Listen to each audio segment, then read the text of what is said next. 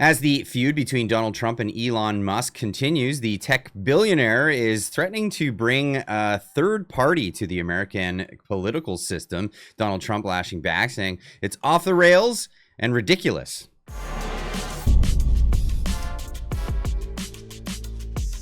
Ladies and gents, welcome back.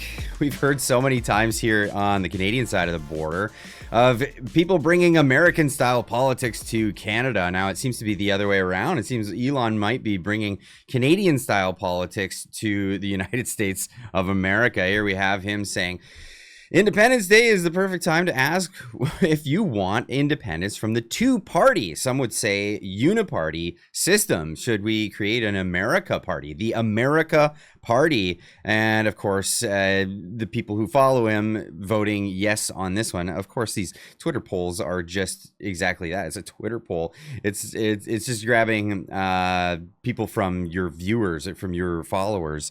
Of course, these aren't very good results. Nonetheless, I was over 1.2 million people, but that's worldwide, of course, not just Americans answering this question. Now, Viva Fry jumped in on this one. He would know a thing or two about this. He says, I said the last time you posted this question, if you want to know how a multi-party system works, look at Canada.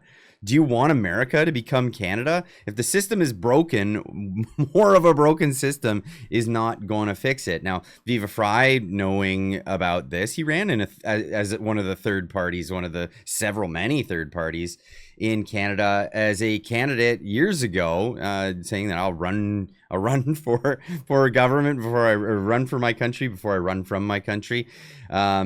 But this is the reality. We have many third parties. We have the NDP as well as the Bloc Québécois, and of course the famous People's Party of Canada, where it seems the only purpose of it is to split the right vote in Canada. Vote for your candidate against Pierre Poilievre. What's the message they're sending, in your opinion? The right one, actually. What they're doing by voting for Jonathan in that by-election is telling, these establishment politicians, including Poilievre, that what they're doing is not good for Alberta, it's not good for the country. We all know how much Maxime Bernier cares about Alberta. I digress, but this is the guy who lives his life in Florida and flies up for elections to raise money. This is what's going on there. I digress on that one. Let's get back to what's going on here. Elon Musk tweeting, by a factor of 2 to 1, you want a new political party and you shall have it. When it comes to bankrupting our country with waste and graft, we live in one party system, not a democracy. Today, the America Party is formed to give you back your freedom. Now, is this going to really bring anybody back to their freedom? Really, I see it as them splitting the vote on the right, thus giving the Democrats, who have largely lost any support. We have people even like Bill Maher saying, forget them, in America. Giving them a chance in another election, because this is ostensibly what happens is if you have another party, it just splits the vote on one side of the aisle rather than giving more democracy throughout the whole thing. You always end up with the government in minority situations. Here we are in Canada right now, where we're sitting here with a liberal government that I'd like to say probably nobody wanted, but we'll see. We'll see how that goes. Now, in this context, Donald Trump posted on his Truth Social, and it's great. Donald Trump's Truth Social posts on X is a great account to follow for this. He says, I'm saddened to watch Elon Musk go completely off the rails, essentially becoming a train wreck over the past 5 weeks. He even wants to start a third political party, despite the fact that they have never, ever succeeded in the United States. The system seems not designed for them. One thing third parties are good for is the creation of a complete and total disruption and chaos. And we have enough of that with the radical left Democrats, who have lost their confidence in and their minds. Republicans on the other hand, are a smooth running machine. I mean, that's hilarious to even suggest that. But yeah, a smooth running machine that just passed the biggest bill of its kind in the history of our country. It is a great bill, but unfortunately for Elon, it eliminates the ridiculous EV mandate, which would have forced everyone to buy an electric car in a short period of time. I've been strongly opposed to that from the very beginning.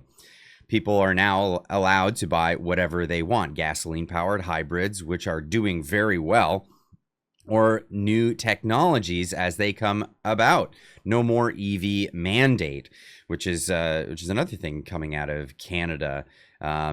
This EV mandate thing. It's good to see that one going away, but obviously he's pointing at the idea that there's possibly a conflict of interest here, and that he's not saying exactly what he means when he's against this bill. But he is largely talking about the spending that the bill creates, and we can get into that in just a moment. I have campaigned on this for 2 years, and quite honestly, when Elon gave me his total and unquestioned endorsement, I asked him whether or not he knew that I was going to terminate the EV mandate. It was in every speech I made and in every conversation I had. He said he had no problems with that. I was very surprised. Additionally, Elon Musk asked that one of his close friends run NASA, and while I thought his friend was very good, I was surprised to learn that he was a blue-blooded Democrat who had never contributed to a Republican vote before. Elon probably was also. I also thought it inappropriate that a very close friend of Elon, who was in the space business, run NASA when NASA is such a big part of Elon's corporate life. My number one charge is to protect the American public. Now, I mean, there's some inference there that there's like a bit of cronyism going on. Now, you could be the judge of this. Is Donald Trump just throwing shade here? Or is there something to that? Of course, there are people that hate Elon Musk. There's people who hate Trump. There's people who love either one of them, and they're going to have different opinions. I'd love to hear yours in the comments down below. Now, the reality of the situation here is it's a fiscal situation. There's some serious problems with the American finances, especially when it comes to debts owed, interest payments on the debts owed. And when the debt is going through the roof, it's just absolutely unsustainable. And Elon Musk has been talking about this. What really matters is that government spending is not far in excess of government revenue. That's a fundamental issue that we have, where we have a deficit of $2 trillion, and we have interest payments that now exceed the entire budget of the military. Now, is this something that he's just talking about now?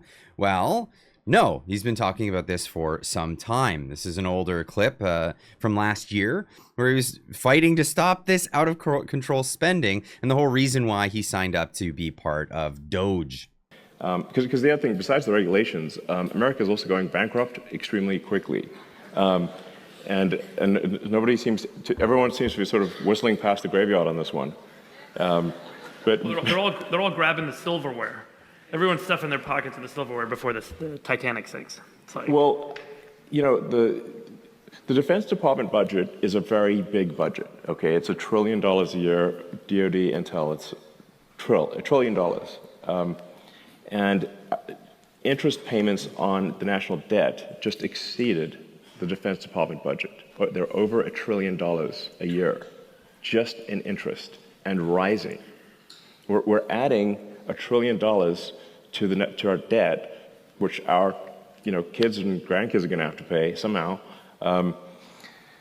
Every 3 months, and then soon it's going to be every 2 months, and then every month, and then the only thing we'll be able to pay is interest. And if this is, it's just it's just like a person at scale that has racked up too much credit card debt, and this does not have a good ending. How and so we have to reduce the spending. Let me ask one. We have to reduce the spending. This seems to be a trend across the Western world where governments have taken on so much debt that servicing the debt itself has become an exponential threat to our way of life. Honestly, you can't borrow more money once you can't even pay the interest. And then it's at that point, what are you doing? What can you do in that situation? Now, U.S. debt rises irrespective of who is in the White House. This report came out. Of course, debt has constantly risen regardless of who is in power in the United States. And this is where Elon Musk has said the America Party is needed to fight the Republican Democrat uniparty. Now, again, the question would be, would this actually help? Would this actually come in and help recover the scenario, the situation? And of course, Mario Neufeld putting this one out there saying, how could Elon break the two-party stronghold? Launching a new party means building a platform, registering with the FEC, winning ballot access by state, and recruiting candidates, while dodging lawsuits from Democrats and Republicans trying to block it. This is something is this really something he wants to take on? This is really a big deal to try to create a third party in the United States. And again, would this third party just end up like Canada, where third parties are really there to split the vote, essentially, and make it difficult for some other parties to get it? Would it actually help the Democrats get back into power, despite losing all of their support because of their past performances? I'd love to leave this one with you guys. Let me know in the comments down below what you think. And of course, we'll see you in the next one. Keep on trucking.